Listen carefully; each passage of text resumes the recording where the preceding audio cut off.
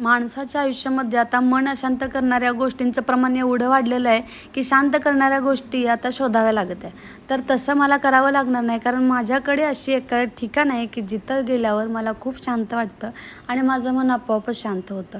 ते म्हणजे माझ्या सासर गावचं एक मंदिर आहे, ते म्हणजे भांडेवाडीचं गणपती मंदिर आहे. जे मंदिर इथं काहीच नव्हतं, अगदी छोटंसं मंदिर होतं, तेव्हापासून आम्ही इथं येतो आणि आज या मंदिरात इतकी छान डेव्हलपमेंट झाली आहे ना की कधी पण इथे यायला खूप छान वाटतं आणि खूप सारी लोकं पण आता इथे येतात.